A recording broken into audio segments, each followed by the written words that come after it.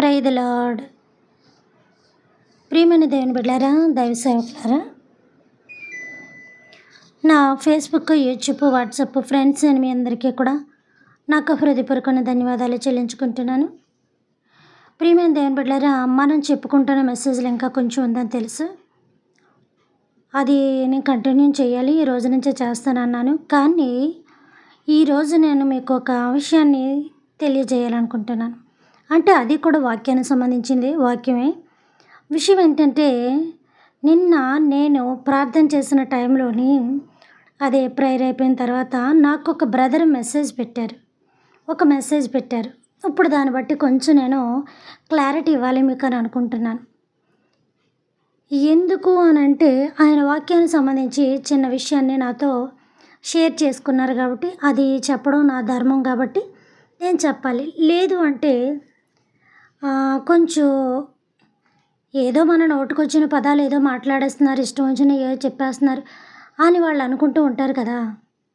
అలాగని మరీ ఎక్కువ మెసేజ్లు అయితే నేను అవన్నీ చదవడం, మళ్ళీ అట్లా బట్టి మెసేజ్ చెప్పడం నేను మొదలు పెట్టి స్టార్ట్ చేశానంటే కనుక నా సబ్జెక్టుని నేను దాటి వెళ్ళిపోతాను. నేను చెప్పాలనుకున్న సబ్జెక్ట్ మొత్తం కూడా డైవర్ట్ అయిపోద్ది. ఇంకా అలా నేను చెప్పలేను. ఎందుకంటే ఏదో 1, 2 అయితే నేను చెప్పగలను. ఎందుకంటే నాకు వచ్చి ప్రేయర్ కాల్స్ బట్టి అట్ల బట్టి ఇట్ల బట్టి ఎవరికి బిజీ వాళ్ళకుంటూ ఉంటుంది. చిన్నవారికి పెద్దవారికి. అలానే ఇప్పుడు ఆ బ్రదర్ చెప్పిన దానికి నేను ఒక చిన్న క్లారిటీ ఇవ్వాలని అనుకుంటున్నాను. బహుశా బ్రదర్ ఎవరు ఏంటనేది నాకు తెలియదు, కానీ బహుశా ఇప్పుడు వినాలి. ఎందుకంటే ఈ ప్రశ్న ఆయనదే కాబట్టి ఆయన ద్వారా నేను ఇప్పుడు చెప్పబోయే ఈ మాటలు ఇంకొంతమందికి తెలుస్తాయి. కానీ నా నోట్లోంచి ఎప్పుడు ఏ పదం వచ్చినా బైబిల్ నుంచే వస్తుందని, బైబిల్ దాటి రాదని నా మెసేజ్లు వింటున్న మీ అందరికీ కూడా తెలుసు. ఏ రోజు కూడా నన్ను అవమానించేలాగా కానీ, ఏ రోజు నన్ను బాధ పెట్టేలాగా కానీ, ఏ రోజు నన్ను అలా చెప్పింది వాక్యం ఎలా చెప్పిందమ్మా అన్నట్టు కానీ ఇప్పుడు కూడా ఒక్క బ్యాడ్ కామెంట్ కూడా పెట్టకుండా నన్ను ఎంతో ప్రోత్సహించి నా యొక్క దేవుని మెసేజ్లు ఎంతమంది అయితే వింటున్నారో నా సైడ్ నుంచి మీ అందరికీ కూడా నా హృదయపూర్వకమైన ధన్యవాదాలు చెల్లించుకుంటున్నాను. సరే, విషయంలోకి వెళ్తే బ్రదర్ ఏమని పెట్టారంటే, నేను చదువుతున్నాను చూడండి దాన్ని. బ్రదర్, ఫస్ట్ ఆఫ్ ఆల్ మీకు చాలా ధన్యవాదాలు. మీరు చెప్పిందే నేను ఇక్కడ చదివి వినిపిస్తున్నాను. మీరు మీ యొక్క మెసేజ్ బట్టే నేను మెసేజ్ ఇవ్వాలనుకుంటున్నాను. చిన్నగా, సిస్టర్ గారు వందనాలండి. ప్రార్థన ప్రారంభంలో పరిశుద్ధ పాదధూళి వందనములు అన్నారు. ఆ విషయం వివరించండి. మీ అందరికీ క్లియర్గా వినిపించినట్టుంది, లేకపోతే మరి ఇంకోసారి చదువుతాను. సిస్టర్ గారు ధన్యవాదములండి. ప్రార్థన ప్రారంభంలో పరిశుద్ధ పాదధూళికి వందనములు అన్నారు. ఆ విషయం వివరించండి. ఇది విమర్శ కాదు, తెలియక అడిగిన ధన్యవాదముగా భావించండి. ఏమన్నారంటే, ఇది విమర్శ కాదు. ఆ మాట నేను చాలా ఆనందపడ్డాను. నాకు తెలియక అడుగుతున్నాను, చెప్పండి అన్నారు. ఒకవేళ ఆయనకు అంతా తెలిసి నా నుంచి ఏమైనా వస్తుందని అడిగారేమో, అది కూడా ఆలోచించుకోవాలి కదా. తెలియక అడిగానంటే అతను అజ్ఞానాన్ని అనుకోవాలా? ఇంత ప్రశ్న అడిగారంటే నాకు సంబంధించి అతని జ్ఞానాన్ని నేను అంటాను. థ్యాంక్ యూ బ్రదర్, నాకు ఈ మెసేజ్ ఇచ్చినందుకు. ఇప్పుడు దానికి విషయాన్ని చెప్తున్నాను, వినండి. విషయం ఏంటంటే, నేను ప్రార్థన చేసినప్పుడు ఫస్ట్ ఆఫ్ ఆల్ నేను నా యొక్క మనోభావానికి సంబంధించి ప్రార్థన చేస్తాను. నాకు సంబంధించి నేను గనురాలిని అని అనుకోవడం నాకు ఇష్టం ఉండదు. గొప్పదాన్ని అని అనుకోవడం అసలు ఇష్టం ఉండదు. ఎందుకంటే మహాభక్తులే చాలా తగ్గించుకున్నారు. అటువంటి అల్పమైన నేను హెచ్చించి మాట్లాడుకోవడం తగదేమో అనుకొని నేను ఎప్పుడూ కూడా నాకు నేను తగ్గించుకొని ప్రార్థన చేస్తూ ఉంటాను. సో ఆ పలికిన పదాలు నా దగ్గర ఒకటే ఉండదు.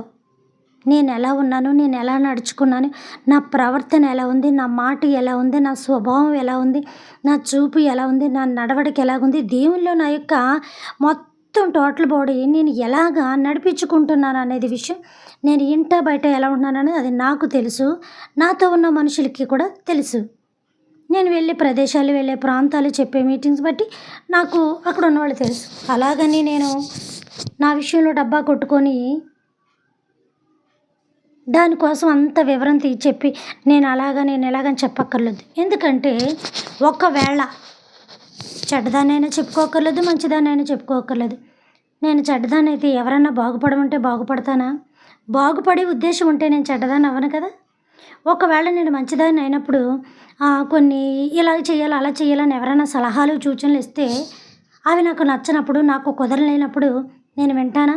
నేను అసలా వినను. నాకొక పేరు, ఒక మాట ఉంది. ఆ అమ్మాయి ఎవరి మాట వినదు అంటారు.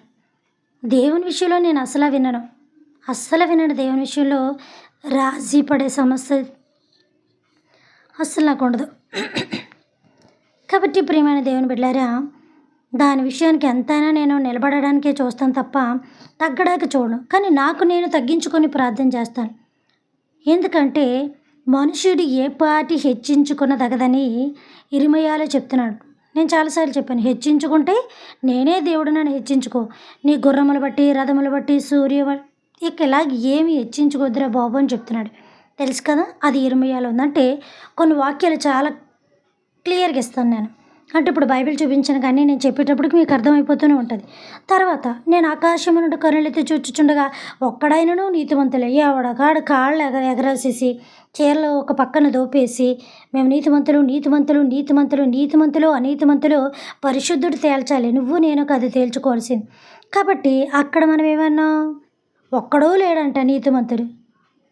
సోదమలో కూడా దేవుడు అడిగినప్పుడు ఏం చెప్పాడు?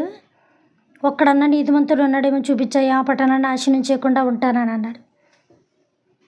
అలాగా ఈ రెండూ కూడా లెక్కలోకి తీసుకోవాలి. ఆయన చూస్తుండగా నీతిమంతులు లేడం. తర్వాత ఎంత నీతిమంతులమో మేము అనుకుంటాం. నీతి అంటే దరిద్రమైన మురుకు గుడ్డతో పోల్చబడి ఉందంట మన నీతి. నేను ఆకాశంలో చూస్తుండగా ఒక్కడో నీతిమంతుడు కనబడతలేదు. వాళ్ళ నీతి ఎలా ఉందో తెలుసా? మురుకు గుడ్డ కన్నా దరిద్రంగా, చండాలంగా ఉందని చెప్తున్నాడు దేవుడు. కాబట్టి ఇలాంటి యొక్క స్వభావాలు దేవుని దృష్టిలో మనం ఉన్నప్పుడు ఇంత గర్విష్టం. అసలు ఆ మనిషి గర్వం లేకుండా ఉంటాడా? ఏ చిన్నది ఉన్నా చాలు, ఒక చిన్న కారు ఉన్నా చాలు ఎంత గర్వపడిపోతూ ఉంటారో. ఒక్కొక్కరి మాటల్లో గర్వం ఉంటుంది కానీ లోన ప్రవర్తనలో గర్వం ఉండదు. ఆ ప్రవర్తన వాళ్ళకి గర్వంగా, ఆ మాట వాళ్ళకి గర్వంగా కనిపించవచ్చు. వాళ్ళ బాడీ స్టైల్ కానీ, వాళ్ళ మాట తీరు కానీ అవతల సైడ్ పర్సన్కి గర్వంగాను, పొగరుగాను కనిపించవచ్చు. కానీ అది అలా వాళ్ళలో ఉండదు. ప్లస్ దేవుడికి తెలిసి ఉందో లేదో, కొంతమందికి ఉంటుంది, కొంతమందికి ఉండదు. కాబట్టి ఈ రీతిలో దేవుడికి అందరూ తెలుసు. కాబట్టి అందుకు నేను ఫస్ట్ నాకు నేను తగ్గించుకోవడం కోసం మీ పాద ధూళికి కూడా నేను అర్హురాలిని కాదయ్యా అని, ఆయన చెప్పుల మూట కూడా నేను అర్హుని కాదు అని అన్నాడు. ఎవర అంచు పట్టుకోవడానికి కూడా యేసుప్రభు వారి యొక్క పాదపుల అంచు చెప్పు అంచు పట్టుకోవడం కూడా నాకు అర్హత లేదయ్యా అని యేసుప్రభు వారితో బాప్తిసమిచ్చి యోహాన్ అన్నాడు. నువ్వేం మాట్లాడక మౌనంగా ఇప్పటికి ఎలా కానీ ఆయన చెప్పుతోటి ఒక భక్తుడు, యేసుప్రభుతో ఉన్న భక్తుడు ఎంచుకున్నప్పుడు నేను ఆయన చెప్పు ధూళి కింద ఎంచుకోవడం తప్పులేదే. నాకు ఆ పాట అర్హత అన్నా లేదనుకొని నేను ఎంచుకొని ధూళితో పోల్చుకున్నాను బ్రదర్. నేను అక్కడికి ఒకటి వచ్చింది కదా. ఆయన పరిశుద్ధుడు కాబట్టి మనం పరిశుద్ధంగా ఉండి చేయాలి. యేసుప్రభు వారు వీధుల్లోని సువార్త చేసి ఉన్నారు. ఆయన ఎక్కడ నడిచారు? బూడిద పూసిన వీధుల్లోనే నడిచారు. ఇలాంటి సిమెంట్ రోడ్లు అవి ఇవి లేవు కదా. లేకపోతే అప్పుడు ఆ రోడ్లు కానీ, చర్చిలు కానీ ఎలా ఉండేవి అంటే పలకరాళ్ళు, నల్ల పలకతోటి ఉండే కదా కింద రాళ్ళు. ఎప్పుడో నేను చిన్నప్పుడు సండే స్కూల్కి వెళ్ళినప్పుడు చూసేదాన్ని. అవి ఇప్పటికీ నాకు గుర్తున్నాయి. అలాంటి వాటి మీద నడుస్తూ ఉండేవారు. మరి ఆయన ఎక్కడికెక్కడికో ప్రయాణం చేశారు. నిజంగా ఇప్పుడు నేను ఆయన వెళ్ళిన ప్రదేశంలో అప్పుడు ఆయన వేసిన పాదాలు ఇప్పటికీ వర్షం రాకుండా, గాలి రాకుండా, దుమ్ము రాకుండా కొట్టుకుపోయి ఉంటే నిజంగా ఆయన నడిచిన పాదములు అక్కడ మట్టి తీసుకొని తిందినేమో. ఏమో కాదు, తిందును కూడా నేను.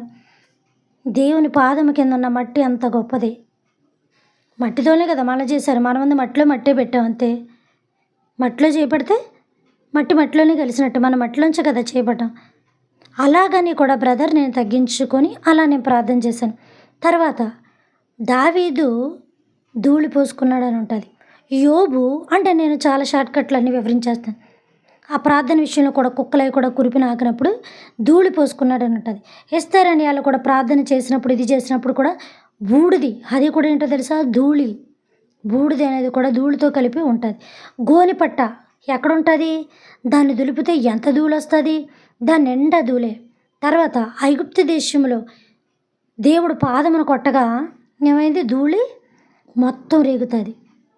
ధూళికి ఆజ్ఞాపించగా మొత్తం ధూళి రేగి అదంతా కూడా భయంకరమైన పేలి కింద మారి ధూళి ఊరంతా కూడా కమ్మేస్తూ ఉంటుంది.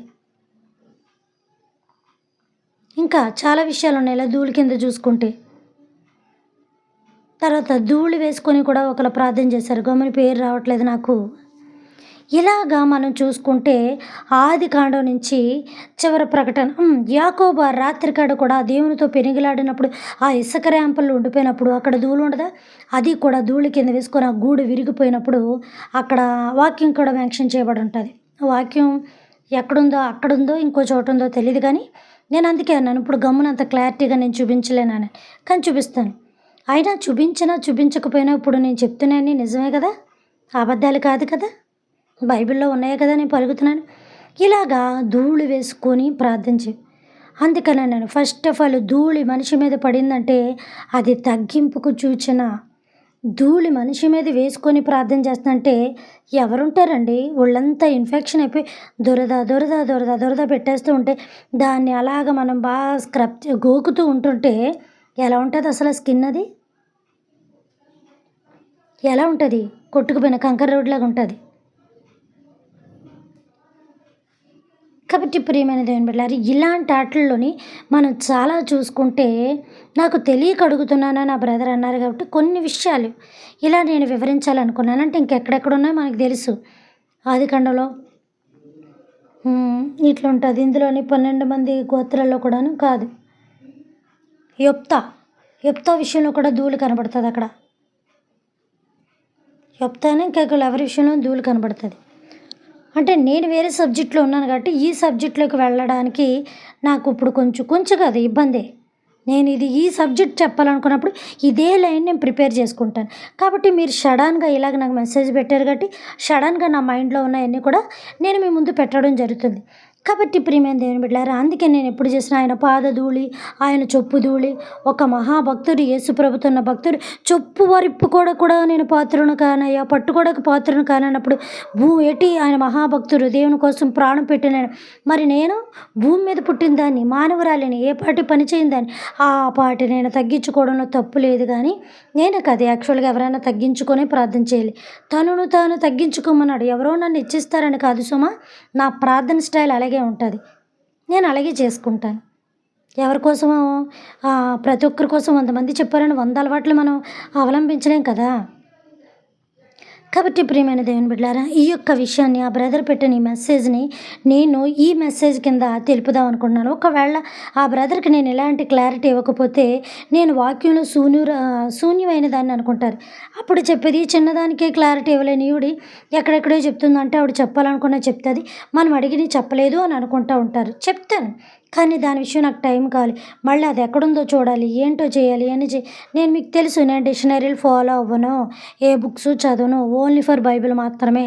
అది చదివే టైం కూడా నాకు చాలా తక్కువ ఉన్నప్పటికి కూడా నేను ఎక్కువ టైం నైట్ కూర్చుంటూ ఉంటానని నాకు తెలుసు అంతే. అందుకని అవన్నీ కూడా నేను ఖాళీ చూసుకొని ప్రిపేర్ చేసుకుంటూ ఉంటాను. కాబట్టి బ్రదర్ని మీరు అనుకున్న దానికి, మీరు నన్ను అడిగిన ప్రశ్నకి నేను కొన్ని వివరాలు మీ ముందు పెట్టాను.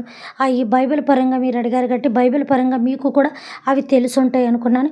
ఒకవేళ మీరు అనుకోని అంత అర్థం నేను ఇవ్వకపోతే మరి దయచేసి ఏమనుకోవద్దు. ఒకవేళ దీని కొరకు నా దగ్గర కన్నా మీ దగ్గర ఎక్కువ మ్యాటర్ ఉంటే దయచేసి మళ్ళీ అలాగే నాకు దయచేసి మెసేజ్ చేయండి. చేస్తే ఇంకొకసారి ఎప్పుడన్నా నెక్స్ట్ దాన్ని నేను ఇవ్వడానికి ప్రయత్నం చేస్తాను. ఈ కొద్ది మాటలు దేవుడు దీవించి ఆశీర్వదించును గాక. పరలోకమందున్న మా తండ్రి, మీ నామము పరిశుద్ధపరచబడును గాక, మీ రాజ్యం వచ్చును గాక, మీ చిత్తము పరలోకమందును నెరవేరినట్లు భూమి అందులో నెరవేరును గాక. మనదిన ఆహారం నేడు మాకు దయచేయమయ్యా. మా యొక్క బోనసుల అపరాధములను మేము క్షమించిన ప్రకారము మా అపరాధములను మీరును క్షమించండి తండ్రి. మమ్మల్ని శోధనలను చెక్కడిని తప్పించమని ఆయన రాజ్యము శక్తి మహిమ నిరంతరం మీరై ఉన్నారు తండ్రి. దేవుడు మనందరిని దీవించి ఆశీర్వదించును గాక. Good night.